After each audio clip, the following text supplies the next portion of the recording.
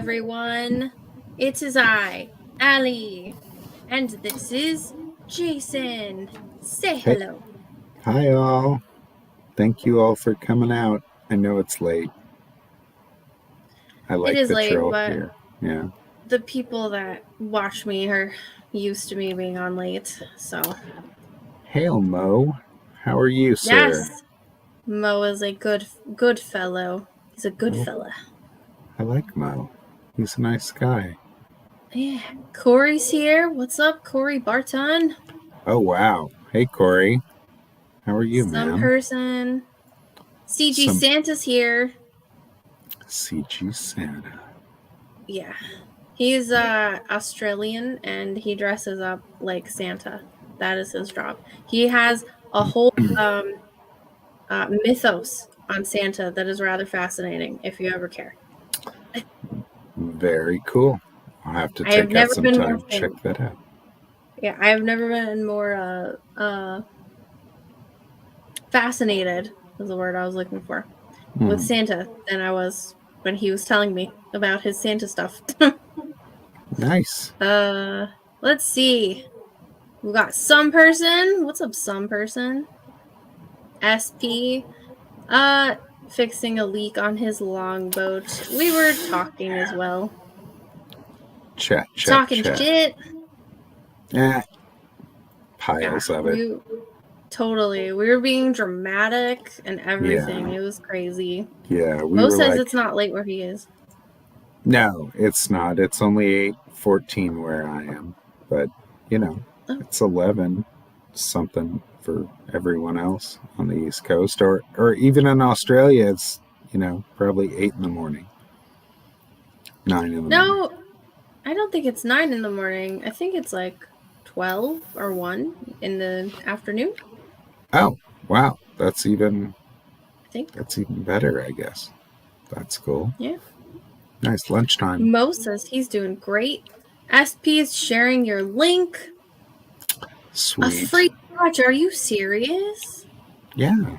If you signed up, you got a free patch when you bought it. Yep. That's insane. 3:14 p.m. It's even later. It's almost dinner time. Oh, okay. Well, there's different time zones in Australia too. Bless you. Thank you. Ali, Velociraptor extraordinaire. Yeah, I have been known to rap. Not well, but I've been known. Nice. Sadly. I've never heard Adam's mythos, but he cuts a regal Santa figure. Yes, he does. No, he's got answers for every single question a kid can ask. But that's not why we're here. Why we're here is to talk about Jason Crager. What does that say? Working comic guy? Yeah, that's what it says. Because that's all I do. I essentially just draw all day long when I can. So I try to do a minimum of penciling at least 2 pages a day. I don't care like what it is, whether it's a commission or whether it's a page or some type of breakdown or something. Sometimes I even will ink and pencil a page in a day. And in just a day. In just a day, yeah. I have a little shorthand for doing Jawbone Death, and it kind of works out. I feel like when I was younger and drawing comics, when I was, 17, 18, 19, 20 years old, it always felt like this page was huge and that I had to fill it with like so much detail. And now it's like, man, how am I supposed to fit all of what I want onto the page? And I don't have to put tons of detail. I just got to do good storytelling and have it be dynamic. And yes, dynamic. Yes. A lot of that is missing in a lot of comics right now. It's interesting. There's a few artists who really are kind of diving towards that manga end of stuff, and it has a lot more dynamic like form in it. And people like Daniel Warren Johnson and James Herron and people like that. And it's really cool because the dynamicness of stuff is almost Kirby-esque, but some of the proportions are better if you weren't into Kirby. I ended up appreciating Kirby as I got older because I think I understood more what he was doing when I got older than when I was younger and saw his stuff. And of course, I grew up in the 90s reading comics, so those comic books were ridiculous. They were all about detail, and they just filled it with tons and tons of detail. So there was no living up to that, essentially. But, the 90s have their impression upon me, but I learned about being dynamic later in life from like Daniel Warren Johnson. I literally sat there and just tried to figure out how he pushes his figures, and one day it just clicks for me, and that's why Jawbone Death is so nice. The first issue is really, really just popping, so I'm really proud of it. Popping? Yeah, it's popping. It's good. Nice. It's good. Poppin'. I enjoy it. So, yeah. What are we saying? If you keep mentioning Johnson, Nefarious will show up? Yeah, possibly. Yeah. Marsupial Gamer's here. What's up, Marsupial Gamer? LDG Free the Net, he's here. Friend of the channel, bought a bunch of donated a bunch of memberships. Nice. It was super nice. Thank you so much. I will never forget that. That's amazing. Mo doesn't like the eye proportions in manga or anything about manga or anime. The Tome of Reckoning is here saying, "Sup, guys." Sup. Sup. You guys want to see this part of the second issue of Jawbone Death? Boy, do they ever. I'll answer for them. Like, this is a sneak preview of issue 2. Holy cow. Yeah, because I can... Let me embiggen you so they can get the full effect. Well... Jawbone Death in full effect. I don't think there's any nudity, but there's definitely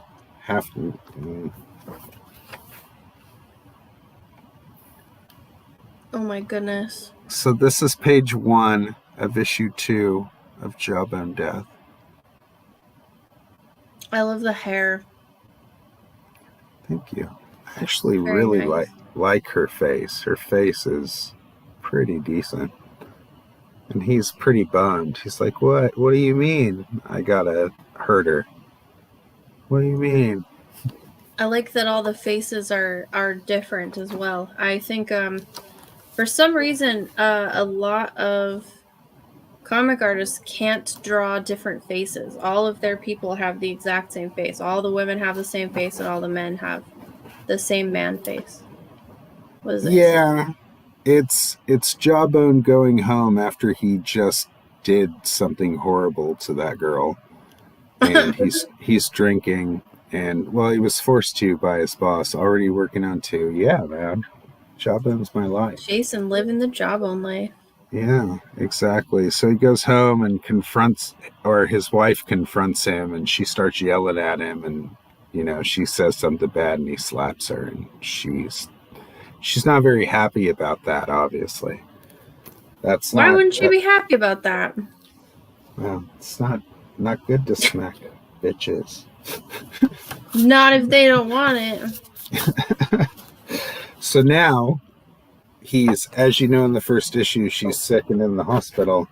So we flash back to the hospital, and she's in the ICU, and he's sitting there with his helmet, and he's like, "Oh, I guess my mom was right." And they come out, and they're like, "We've stabilized her.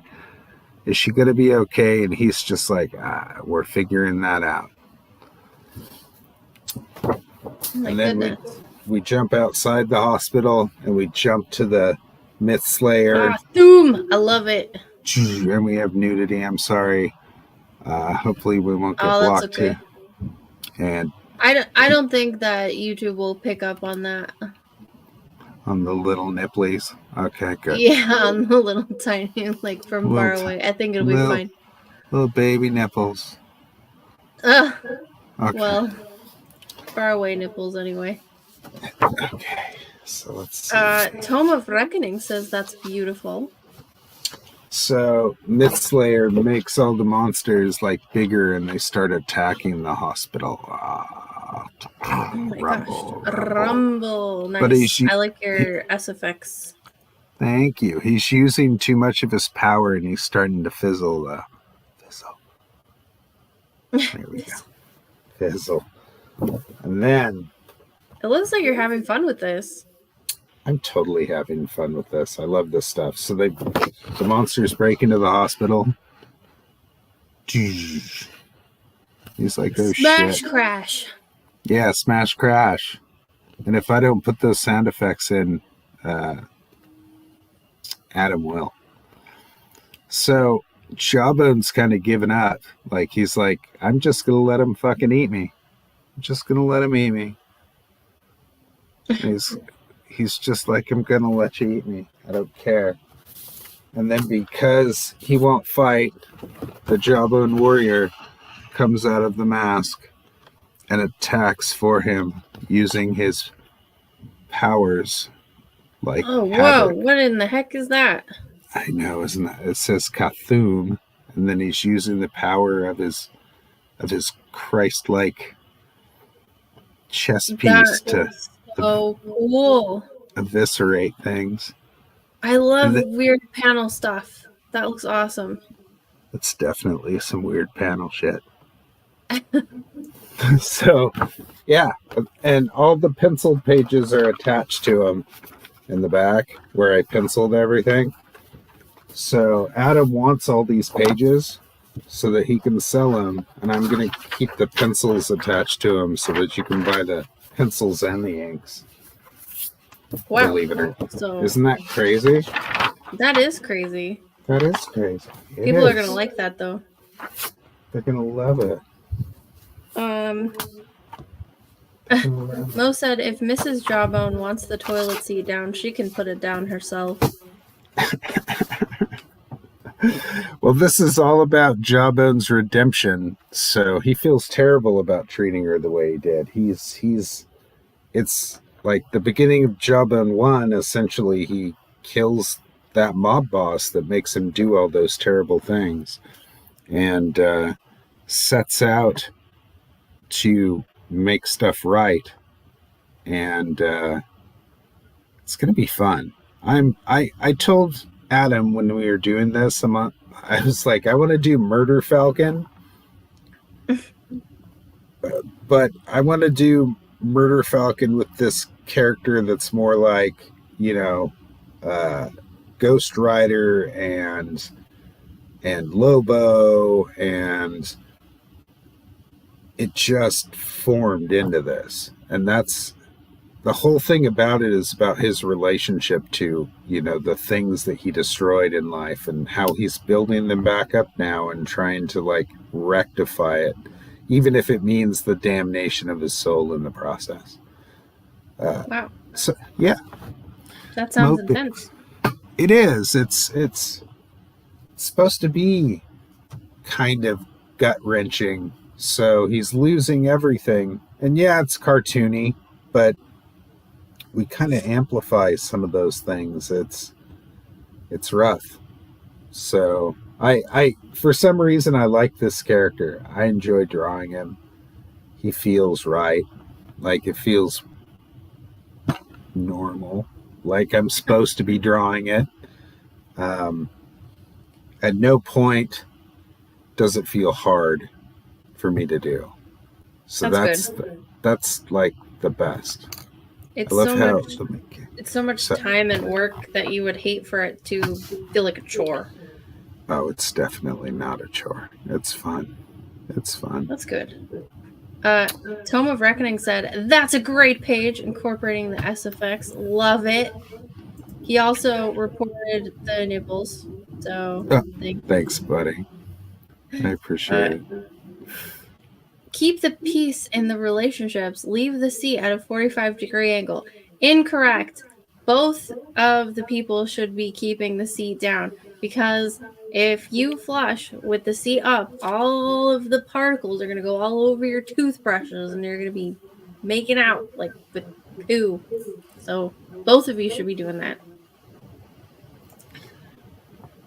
There you go. She told you. There you go. Yeah. And now you know. I love how the main character is so physically big. He's taller than the door frames. Oh, Like he yeah. can punch a tank. Oh, yeah. He has to duck when he gets inside stuff. And, like, he's a big boy. He's not tiny. What do you love about being an artist? Well, I get to explore art. I'm at the age where I've kind of gotten past all of my like problems with being perfect as far as art goes. So now I just want to kind of explore and have fun, and it seems like less of a chore because I'm able to do that now. It's just, that's what's fun about art, the process, learning new stuff, doing new things. Designing books, like all my books have certain design elements to them that are unique to that book. I like doing stuff like that. Like Frank Miller's Elektra Assassin doesn't look like Frank Miller's Sin City. Obviously, two different artists did it, but you know, even Dark Knight Returns doesn't look like Sin City. So he chose a different style to impact the story on purpose so that it would be moodier and fit the noir element that he wanted to show. And that's kind of what I do with comics. I find what the comic wants and I try to set up rules for myself to draw a comic book in a certain style or in a certain way that makes me happy while I'm doing it. That's what I like to do. So, what are some of your favorite comics? Oh, wow. Well, recently... Or if it's easier, you can say some of the comics you hate. Whichever works. Well, I'm kind of a comic snob. So it's like when I was younger, I liked a lot of stuff. But now the older I get, I'm into Sean Gordon Murphy. I really loved Axe Wielder John, Nick Patera.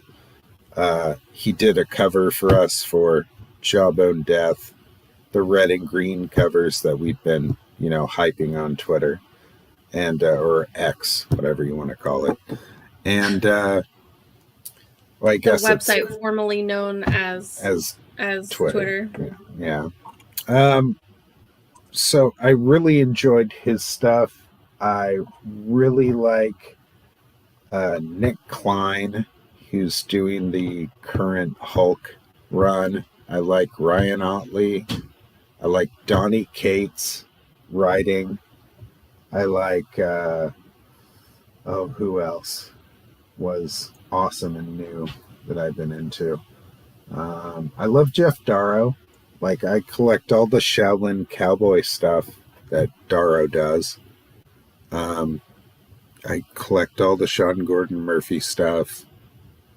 Yeah, I'm just kind of into what I'm into. And I have all the Alan Moore stuff. I have like everything Alan Moore. Really? I really like his stuff. His scripts. Wouldn't that drive you crazy as an artist to have to work on one of his scripts? No, because I've read one of his scripts before and I find it so enjoyable. I feel like he's talking to me, which he is, obviously. Well, yeah, he's obviously talking to the artist, but like in an insane way. It seems like it is, but I also enjoyed like his novels and stuff like that. Like, Are they all Here's what written in all caps as well with no, like... no. Okay. So Shouting at you, says Mo. Yeah, he's shouting. he, like, Voice of the Fire, one of his first novels is, if you can get through the first 50 pages of it, you could end up reading the rest of it. But the first 50 pages is like a test in sheer will. Like, there's no way you should be able to read it, but it's written in a way. No, it's terrible. I should get it out and just run through it with you. This is not a glowing review. Anyways, I enjoy his stuff. I like Neil Gaiman. I like Warren Ellis. I like all those European people. I enjoy. How do you feel about the Sandman show? Oh, I didn't see it, so I didn't really get a chance to absorb it.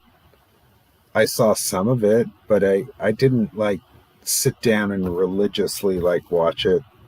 Was it good? I mean, No. Some people liked it, some people hated it. I had heard overall fandom was pissed about it.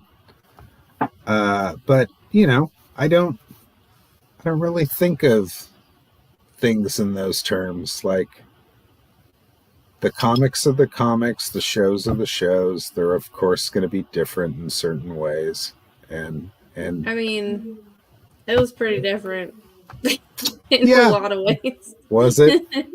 Yeah, and I mean, okay. Do you see this? I liked Preacher. I was Neil Gaiman. I was one of Neil Gaiman's probably biggest fans. Nice. He signed my arm, and I went and got it tattooed.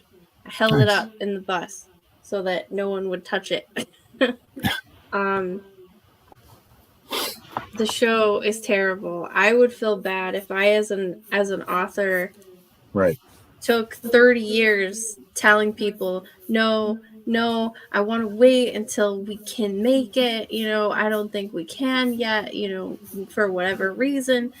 Sure. And then, like, this is the time. And that's what is given to us. Like, it was just so uninspired watching it. It was... The most disappointing part of it was that it was so fucking boring. Like, it was really visually boring, but also, like, the pacing was boring. The actors looked like they were bored. Like, to say whatever else about, race swapping death, but the actress was boring. Right. Like, when you read the book, you're like, oh, she's so, like, she's she's a very, like, sweet and caring character, but she also... I know I'm echoing.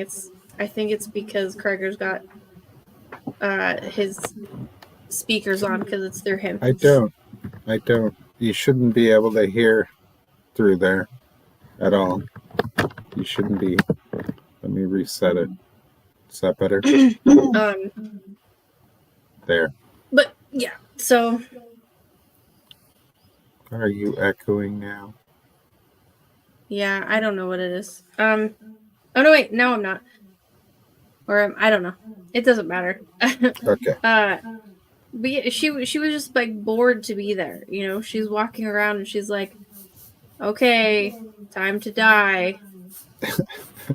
Like, hey, Dream, you should be happy. Why aren't you happy? And he's like, emo. He doesn't even look special. Like, his eyes should have been crazy. And it's not like it's a difficult effect to paint out the eyes. Like, he wouldn't even have to wear contacts if he was, like, weird about that. But instead, he just looked like Edward from Twilight. Yeah, not cool. That's what I felt like I was watching. I was like, I'm just watching Twilight. Amazing. Visuals are definitely important, and when people do try to take comic books and turn them into movies, sometimes stuff does have to be dropped or moved or changed or whatever. And I typically don't have any problems with any of that stuff. Like I don't feel like the things I grew up with were mine. Like, yeah, I grew up with them, but they're not mine. Like, I don't own them. I just bought a ticket and saw them at the movies. So I don't get angry when they make like 6 other Star Wars movies or 5 billion like versions of other stuff or anything like that. It doesn't upset me. Mo Nor says do the I. present day cameras have difficulty filming straight and white people, so they are forced to make changes. Maybe. I mean, I don't know. I mean, if you put somebody like John Wayne on film, would it just like break the film now because it can't take a real man or whatever? Is that what we're at right now? I see. Probably. So that's what I'm saying is like I've never had an issue because it's not my property of people doing stuff with their own property. Like, yes, I get that they're entertainment icons that people grew up on, but maybe they have a lot of unhealthy attachment to things in general, which is why they might get upset about something like that. Like, My biggest thing. Sorry, is I it that, didn't know you were. I mean, is it that important what Well, they my do biggest to a thing movie? with Neil Gaiman was the hypocrisy, because Right, just a few months before he had said the fans like what they like, right, and you can't change a character translating it, and right. that gave people hope. They were like, oh good, there's not going to be any weirdness. And then he turns around and it's very weird.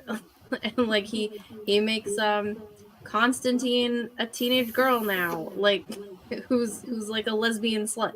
Like, what Oh, is he? wow. Yeah, what is that? Wow. I I'm missed not that. attached. I'm not attached to Constantine. I haven't even finished the movie. I never read the books, but I knew that was wrong, and it threw it off. I was like, why? What does this add? Right, right. Put Yeah, aside that I'm bored by Dream. Put aside that Matthew, like the Raven, had a filthy mouth, and I hate that yes. actor. And you know that they changed his helper, and that the CGI was really bad, and that the demons were really boring to look at because they just looked like Buffy. Like, it was everything piled upon piled, combined with Neil Gaiman being a hypocrite. Right. So that could be upsetting. I understand. And So, then he called me a racist on Twitter. oh no, that's not good. So I was like, wow, okay, sure. I'm the problem. Uh but that's That, fine. Mo says Star Wars is a bad example because they keep changing the original movies too. yeah, that's for sure. Yeah, they did do that. No, it's true. The original version isn't like how it was back in the 70s. I agree. And even when they re-released it and remastered it and redigitalized everything back in the what was it 90s, they added a bunch of stuff, and then eventually they added Aiden Christensen to, or Hayden, to the end of what, Return of the Jedi? Yeah, 6.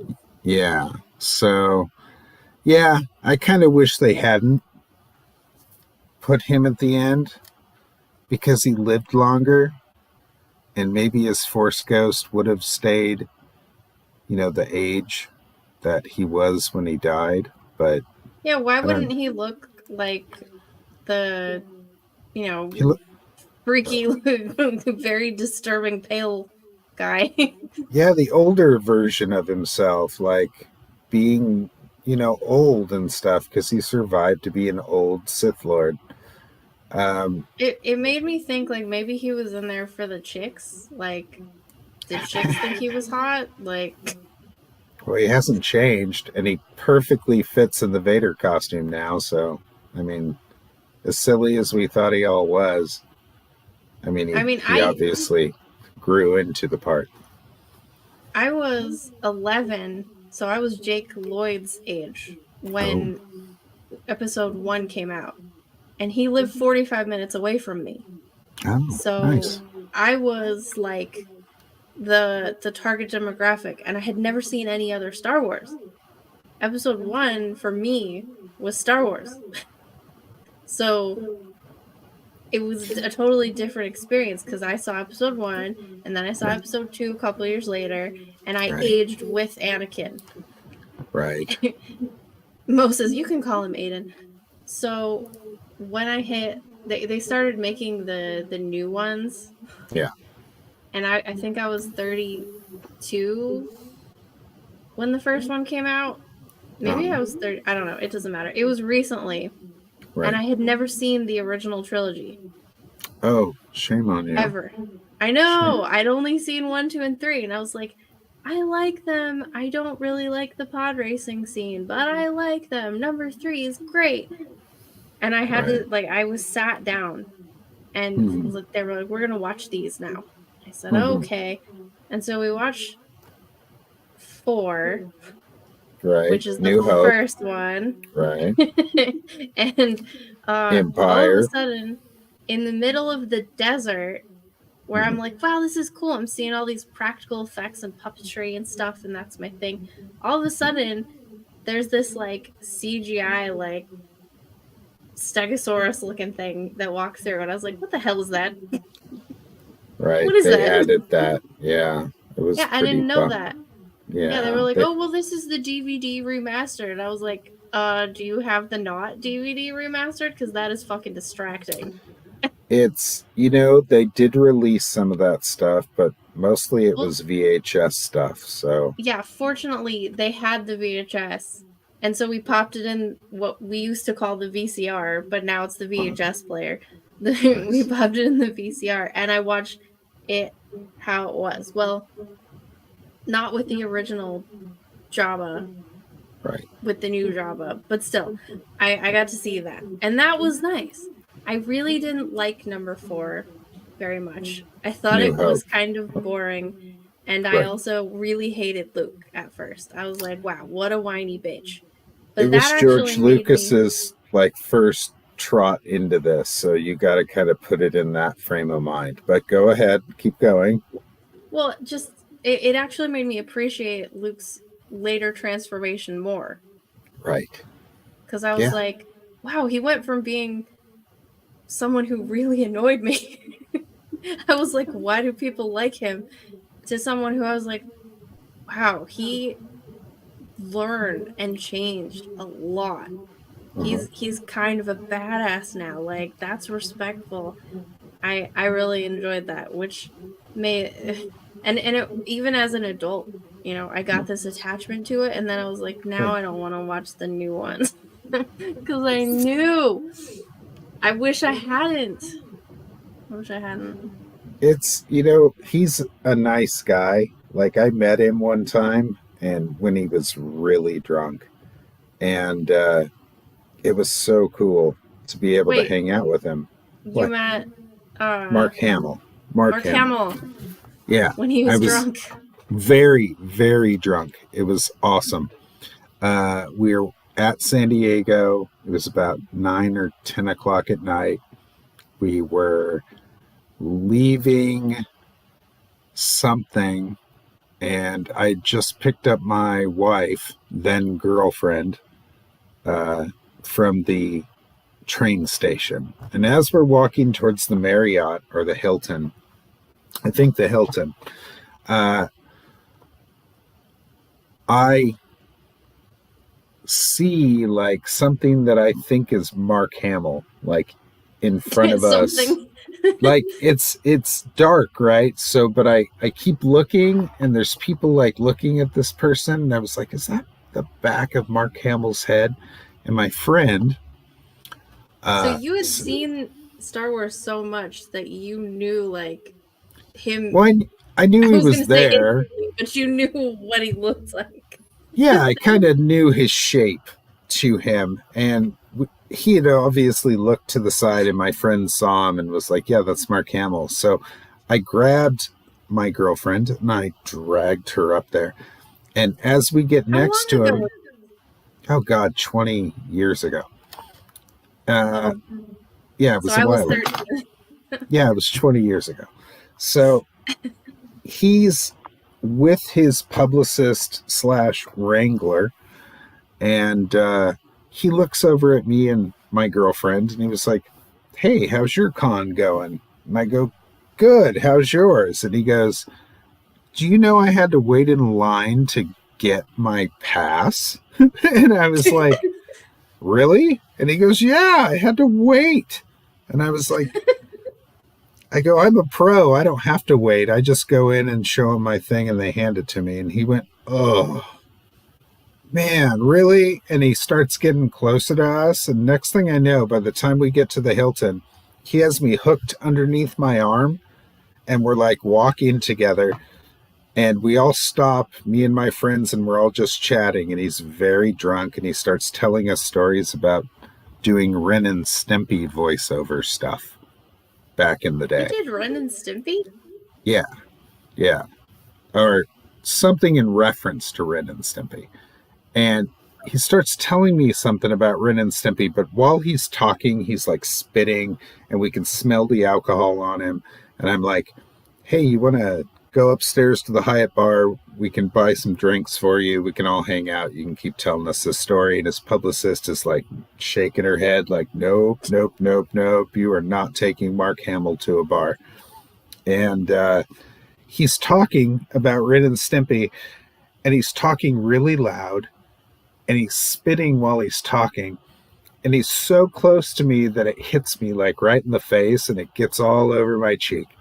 And I don't even flinch because it's Jedi spit, like as far as I'm concerned. It's Jedi spit. It's I was Jedi just spit. spit on by a Jedi. You're soaking And up his midi-chlorians. yeah, exactly. So he sees that he spit on me, and because I'm not embarrassed, he's not embarrassed, and he just kind of smiles at me. And we finish our conversation. He thanks us and everything, and his wrangler takes him away as quickly as possible.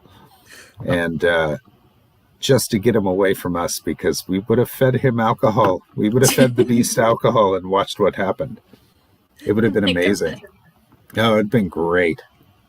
Those were the days too. So I was still a drug addict then, so I probably had a pocket full of drugs at that time. So we'd have probably got Mark all coked up on something. It'd have been fun. Oh, it's just like old times. Oh, it'd have been so much fun. So he was so cool. Get him to reenact the Christmas special. Why Mark sounds like Mark Ellis. So that's why now the DNA, yes, I did. I absorbed some of those metachlorians. Yes. That is probably absolutely. why. Yeah, I feel like I'm yelling into my mic too, so that's probably some of it. Oh, you're not. It doesn't sound like you're yelling. So the Mark Hamill I grew up with is just the Joker. Yes. Because I'm considerably younger, apparently. But that's what I grew up with. So watching, huh? You must be younger. Oh, yeah. Yeah, watching Star Wars was strange for me. Because I was imagine. like, why does he sound like that? He sounds like a normal whiny kid. What is this? Exactly. It was strange. But then you just saw it in the wrong order. That's all it was.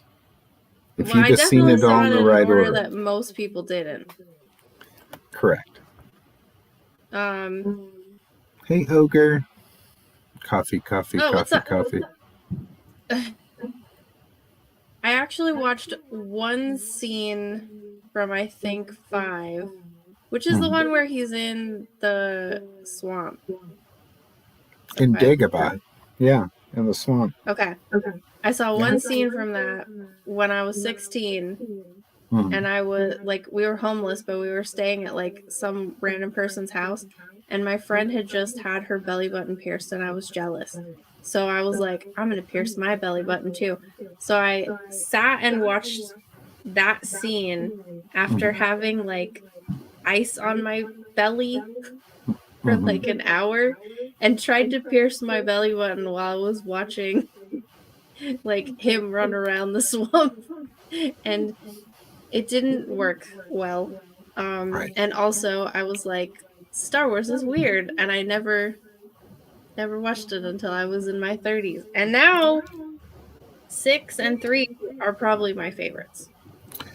You had better things to do at 16 years old than to be watching Star Wars. So I guess I I understand. did. I understand. So I had dumb things to do. it's right time and place sometimes. Like, it's like the 60s. You had to be there. So Wait, he's we been won't. in more movies than just Star Wars? Oh, of course he has. Of course he has. I think I saw him in a movie the other day, but it was like a cameo. He's in Guyver. He's in Corvette Summer. He's in the latest movie, The Machine, that came out. He's I in. haven't seen these things. Yeah. Oh, I watched Avatar, The Last Airbender recently, and he's in that too. But he just kind of sounds like a more toned down Joker. So I was like, oh yeah, that is him. Like Nice. The Tick? Really? He voiced Who the is Tick. he in The Tick? Yeah, Why do I Wizards. say he was in The Tick? Yeah, Wizards is one of my favorite movies of all time. It made me want to be an artist. That's right. Marsupial was watching Star Trek, which is apparently better. At Whatever. 16, I Different was strokes. because we were homeless, I wasn't watching a lot of stuff. But I did go see the Tobey Maguire Spider-Man in theaters. Fun. And I didn't know anything about Spider-Man before that. I've still never picked up a Spider-Man comic. But I didn't know anything about Spider-Man, and I watched it, and it like changed my life. I was like, this shit is amazing. What is this?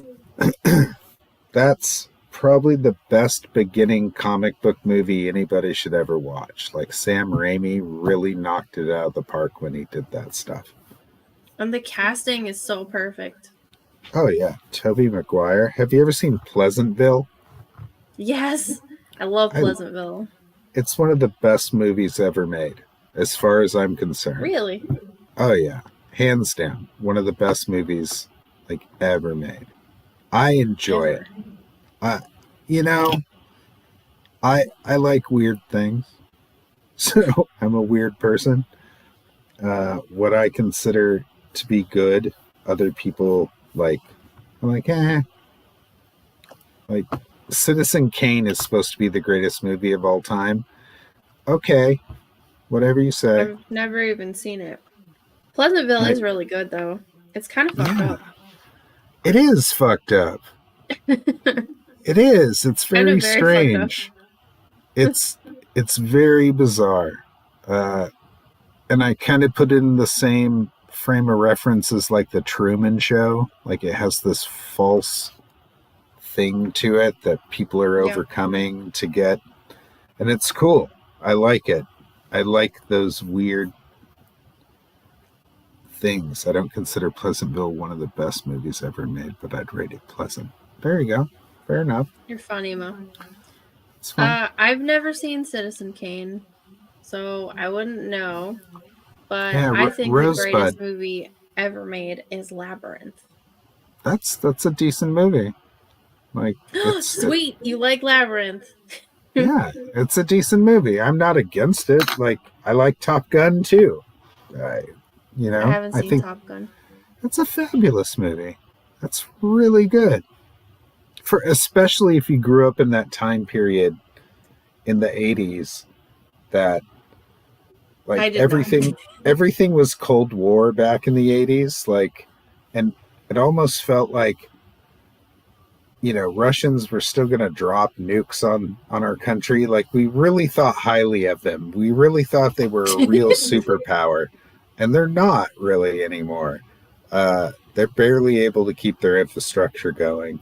They're barely able to wage war against, a very significantly small country next door to them.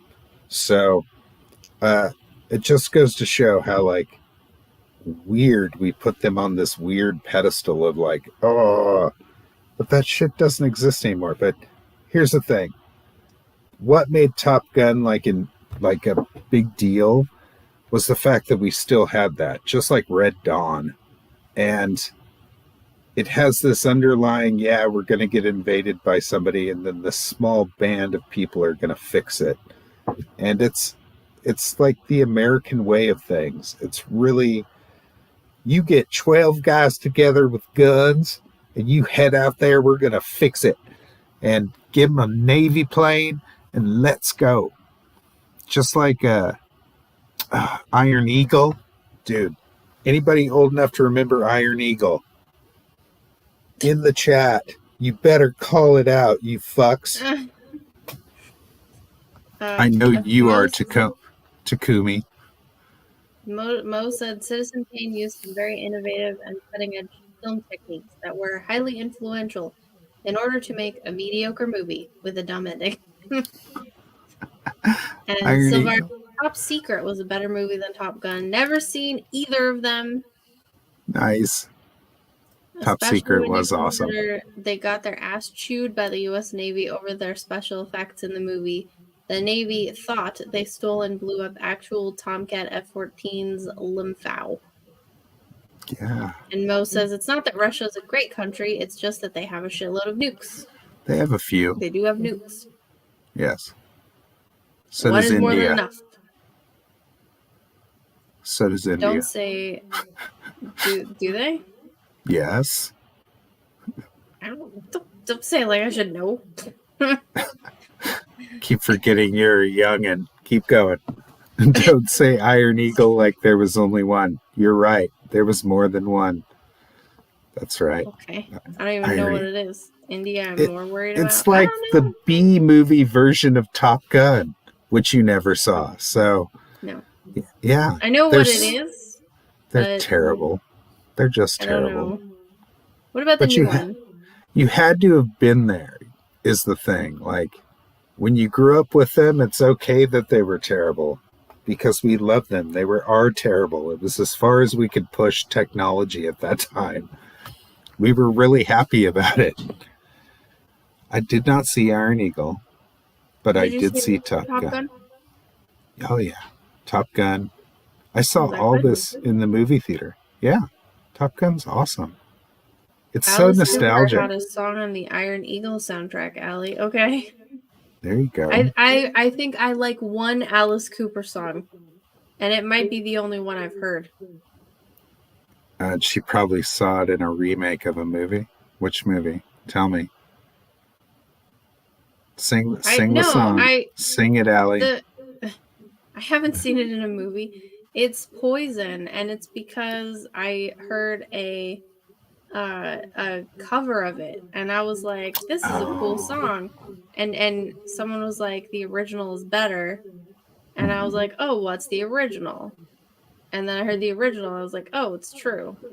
I have Alice Cooper on vinyl. I've never listened to it. Shame on you. I have 200 vinyls that I inherited. I haven't been able to go through all of them yet.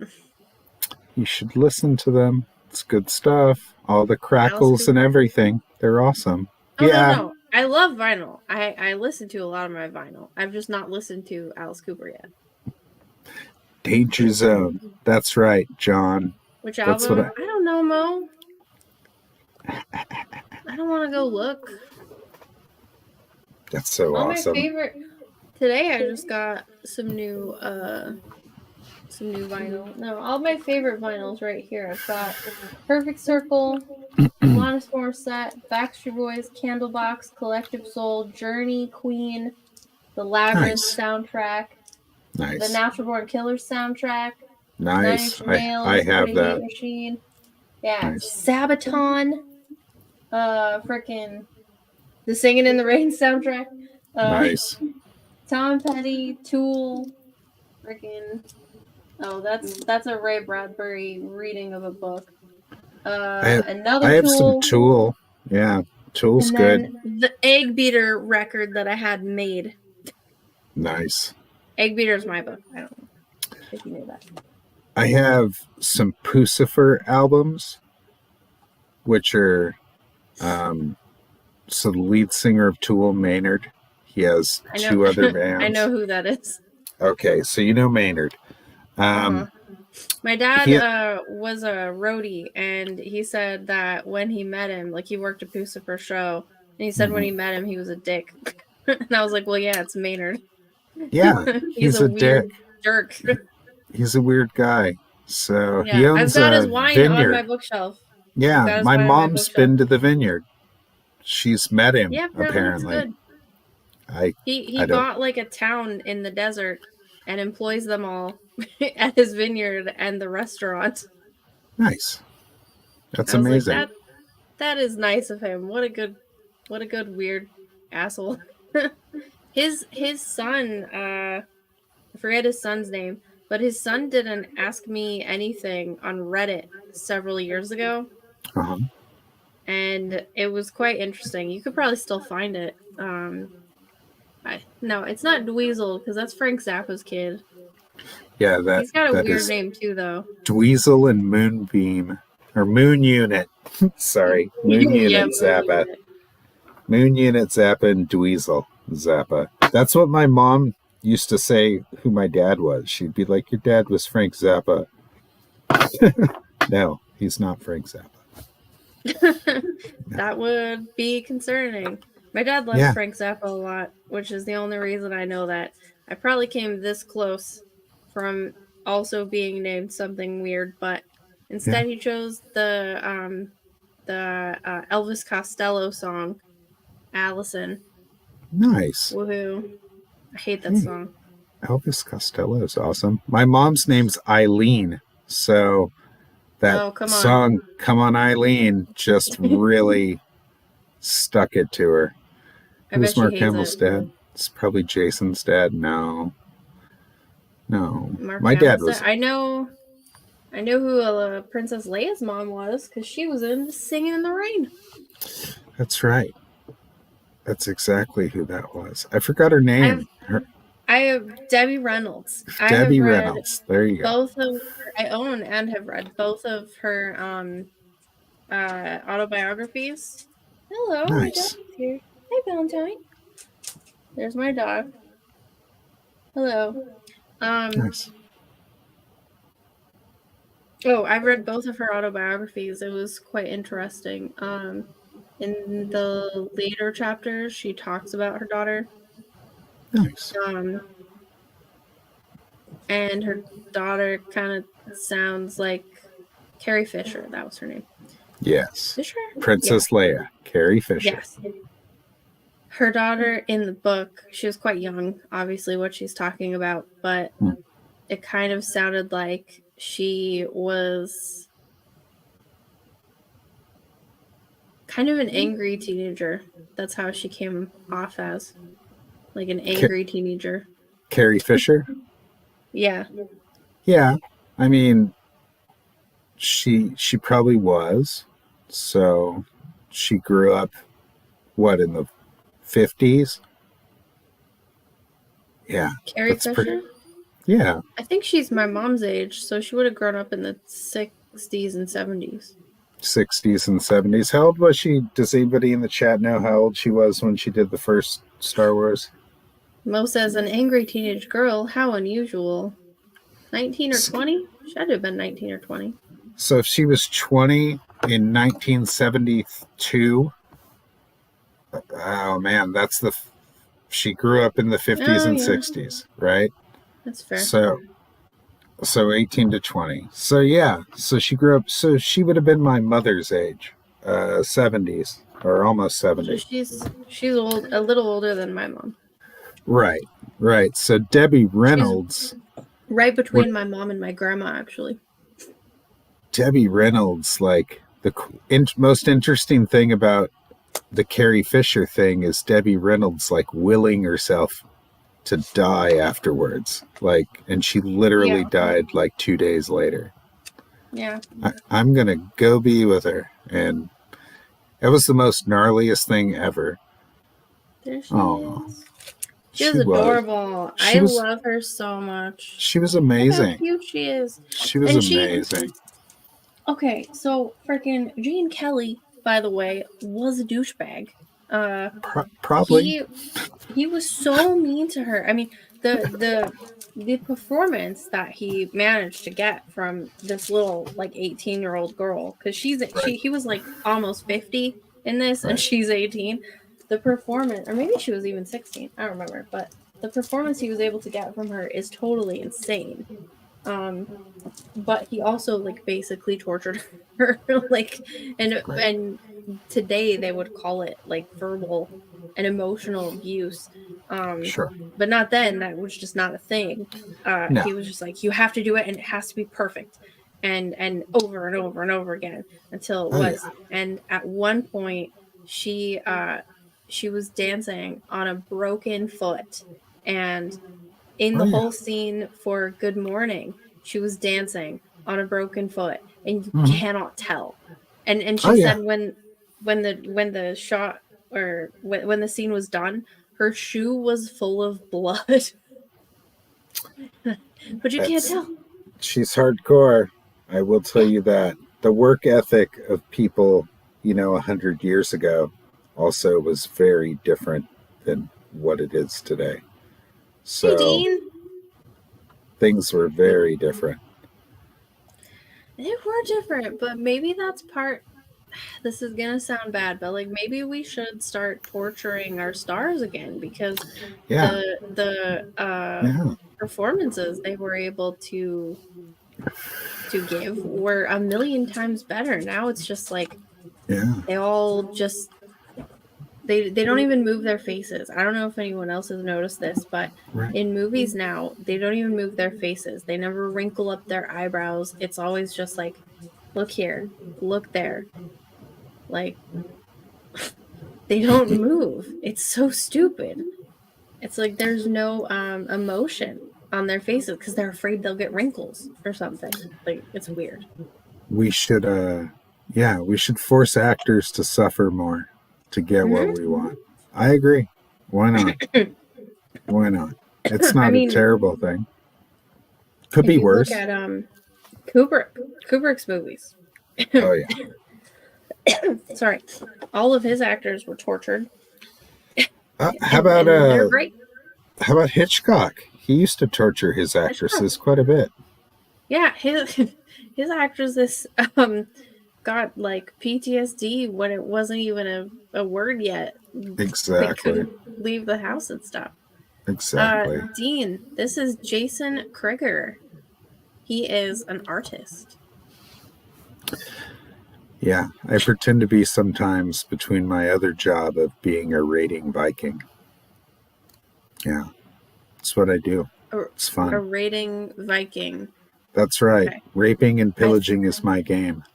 I thought that you had said at first I don't know. I heard biking, not Viking. Viking? No. I'm not quite that athletic. No. I'm more like the good old days when actors were too exhausted to have opinions. Right. We need to start them sweatshops early. Get those child actors started up like Little Orphan Annie. We should get on that shit. Yes. Like how it used to be. Oh, hey, I do that too. Pretending to be an artist is tight. I try. So it's, I do what I can do. So Jason the Hammer Crager, maker of Kill Journal. Yeah. Dean has Kill Journal. I do. I'm a Kill Journal. Yeah, I drew like 100+ pages of that. Comic mate. Mate? Comics mate. He's your mate in comics from the land down under. Very good. He'll be annoyed that I tried. It's good. Mo liked Kill Journal too. Oh, sick. Glad you guys enjoyed it. I will tell you this. Adam always made me draw larger penises in it, so that wasn't me. That was Adam's fault. He would just say, "Can you draw that bigger?" And I'd be like, "Yeah, I guess." Or, "Are you really asking me to draw bigger?" And he would be like, "Yep." And I'd be like, "Okay." So you could blame him. Maybe I don't know what Kill Journal is. I didn't know there were wieners in it. There is. There's a couple wieners. There's some boobies. There's one vagina and an asshole. Yeah, there's a few things in there if you look. Now I know what my chat likes. There you go. So they'll find it. It'll all be. Yeah. Dean, you missed it. He showed a bunch of pages from Jawbone Death. Here, I'll grab one. And we'll show one again. Here we go. Kill Journal is a book about an undead dog. Undead dog. It sounds like it's a book about wieners. Big black ones.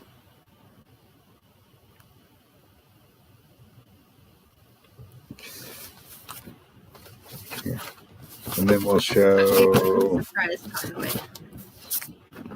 this one. I like this. I really like this one. That is so cool. That's probably my favorite. That's sick. Dean says nice. Mo says dog means wiener. Thank you. Okay. Dong, not dog. Dong. I said dong. Dong. Yeah, that is so cool. The like weird panel stuff. Friggin', I love that. It's definitely weird panel stuff. Thank you, fun. Dean.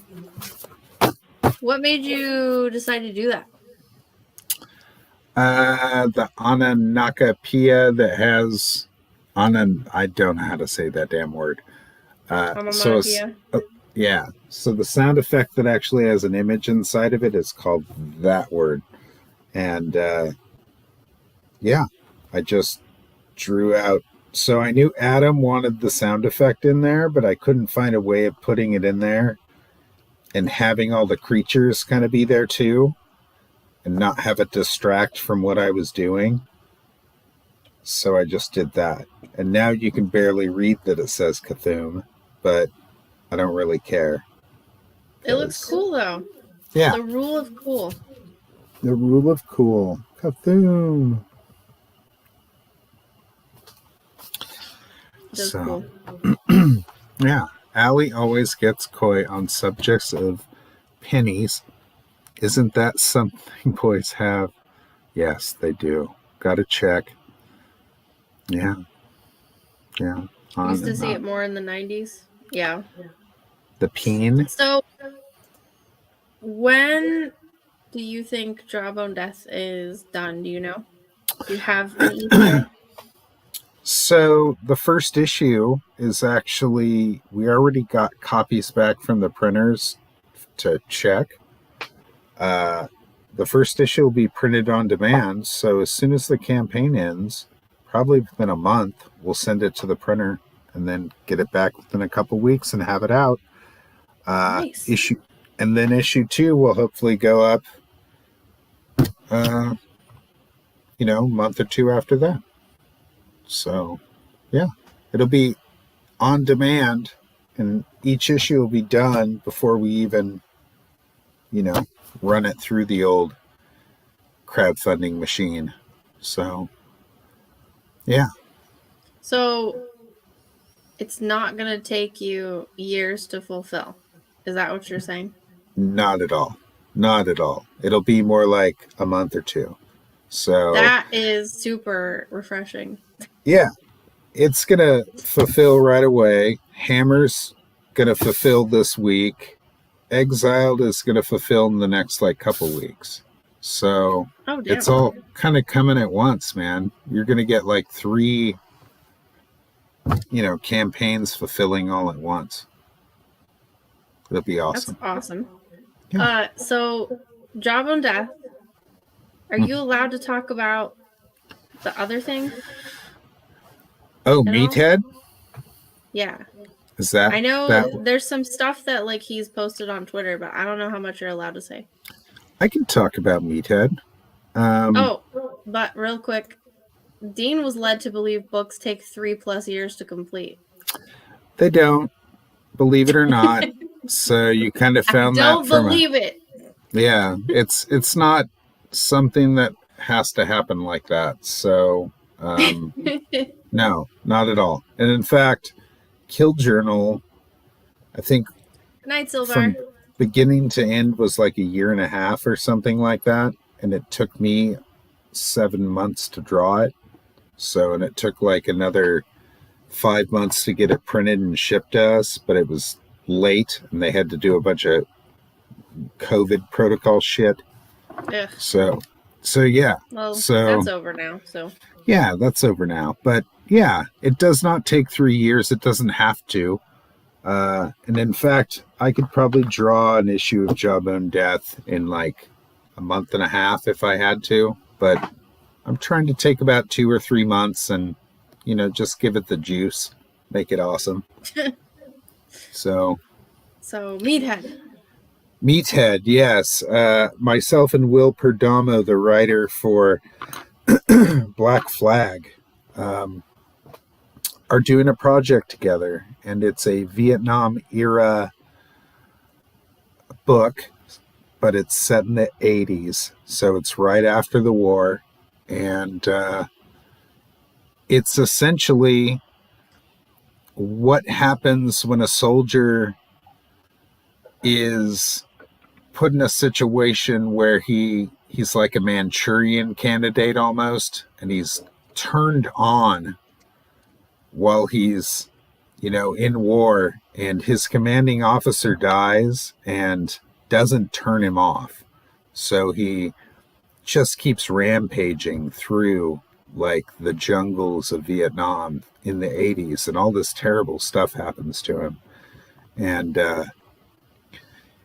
hold up. Oh my God. Sorry.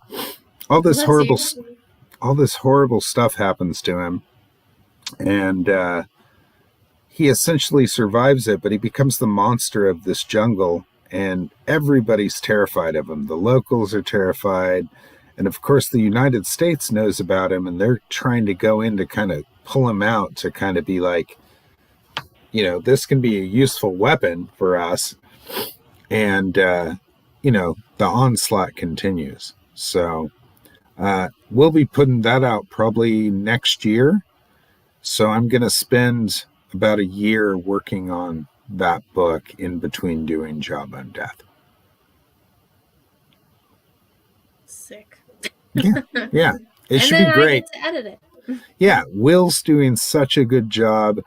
I'm letting him kind of feel his way around with it. And he's a really good writer, and sometimes I feel like I have to wrangle him a little bit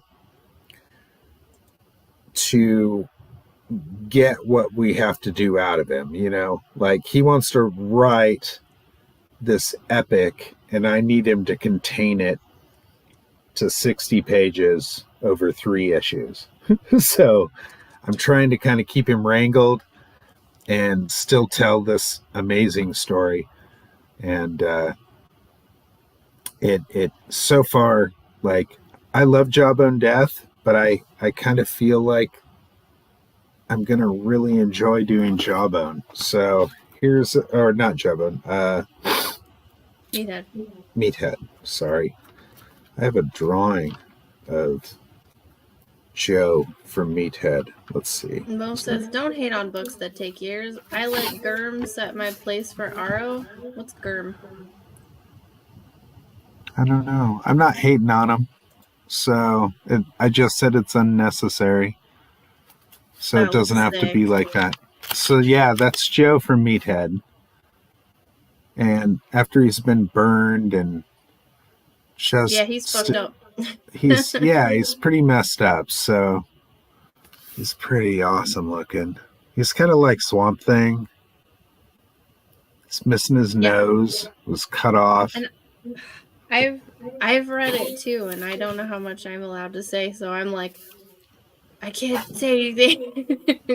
But it's good, you guys. It's really good. Yeah, it's good. I'm just trying to get him to slicken up some of it so that, you know, it's already really good. But I need him. It almost seems to me that you have to know Will a little bit to understand it. And I don't want it to be like that. I want everybody who reads it to understand it outright. Like, because I know a bunch about Will, I kind of know how his mindset is. So I'm sitting there reading it going, oh, Will would say something like that. And I understand, like, why he's saying that because of his worldview. And sometimes I need him to write like a storyteller and not just writing a story. So being a storyteller means choosing the right words. After the guy gets turned on and rampages through the bush in Viet Dong, he says this epic line, they drew first com. That's right. Oh my God, no. That's exactly. Full immersion. Dean says his day job slows him down, plus he's lazy, and he still gets books out in less than a year if he gets paid regularly. Dean is the artist for The Embrace. Oh. You know what that is. Nice. No, that's good stuff. Yeah. You It know is what? good stuff. Do it at your own rate. It doesn't matter, guys. Like, I'm not hating on anybody who takes 3 years to draw a book. At all. If it takes them 3 years, it takes them 3 years. This was That the was biggest the setup. biggest setup for a small sneeze. Sorry. True. I was disappointed too, but I was glad that my eardrum was saved. So thank you. Yeah, I stifled it. Sorry. Mo said the book is going to have a bunch of penis in it. It's called Viet Dong. Yeah, something tells me that Will's not going to be constantly telling you to draw bigger wieners. No, I don't know what it is, but not at all. He won't he's be. not really that kind of guy. It's not really like that. He won't. No, he doesn't want me to draw any wieners so far. Yeah. Not at So all. far, thus far, there's still time. Yeah, I mean there's still time. There's that's George R. R. Martin. There's some forms of torture that the Vietnamese did around that part of the body that would be terrible to have to draw. But if I have to do it, you know. Whoa. What Dean do you is do? hating on them. Well, when you get to it, I'm sure that will start coming out more and talking more about stuff. Yeah, he probably will. Here, we'll upset him by showing a piece of art that nobody should even see. Oh no. He's probably not watching anyway, it's fine. Yeah. This is from Meathead. Nobody has seen this. Nobody, and this is promotional. You guys, this is promotional. This is the first time seeing it. Boom. I helped come up with the character on the top. I don't even want to say what she is, but I helped come up with that. There you go. Takame wants it as a poster. It's pretty sick, isn't it? Fucking sick. It's pretty crazy. So he's in the jungle. He's, been there for a long time. He's pretty crazy. So there's a lot going on. So, big damn demon titties. Exactly. Yeah, essentially. Yeah, like demigod demon titties. Yeah, for sure. For sure. But no wieners. No wieners so far. No sausage. No, big or otherwise. Yeah. No kielbasa. No zucchinis. No eggplants. Whatever. As the kids use eggplants for everything. Ha! No. There you go. You nailed it. Exactly. So, at some point here, we should probably wrap up. I have to go take my daughter to my cousin's house because she's watching the cats, and I still have to go drive into LA. Well, thank you, Mo. Then tell people what you're doing, where they can find you and your stuff. I've got his links in the description, but tell us your spiel. Well, If you want to find me on Facebook, I'm Jason Alistair Crowley Crager. If you want to find me on Is that your real Instagram, name? no. If you want to find me on Instagram, I'm Crager Jason, and if you want to find me on X, it's at Von Durabo or J Crager. So you can find me there. I'm doing Jawbone Death. I'm doing Meathead. I'm hopefully going to do something with Takumi LLC here once we work that out. And Really? yeah, and I'm going But to. it's on the DL. It is on the DL. I had to sign a non-disclosure, so I can't really talk about any of it. Okay. So, or else he'll kill me, and that's not good. So yeah, there's that. I'm doing some short stories for a book called Stained, which will be out probably sometime next year. And yeah, I'm super busy, so lots of work and whatever storyboard work I'm doing for Adam. So Oh my I'll gosh, be doing you're all busy. that. I am. That's all I do. Is just draw, and take care of children. So Well, there is your website, giftedrebels.com.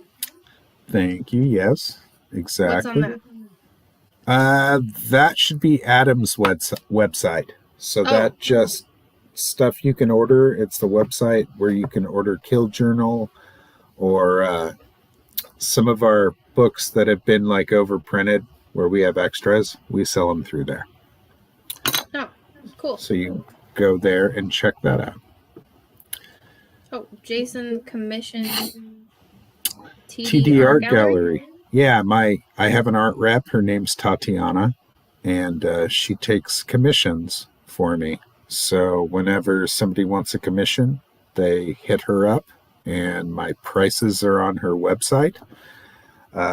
And you can buy any type of, like if I do a piece of art and I want to sell it, or if I did it personally for myself, nobody commissioned me, I put up some of that stuff on there to sell through her. So she's my art rep. Art rep. That's so fancy. Like you're a real artist. It kind of feels like it sometimes, which is kind of bizarre. Well, feels very, very strange. One last question. Sure.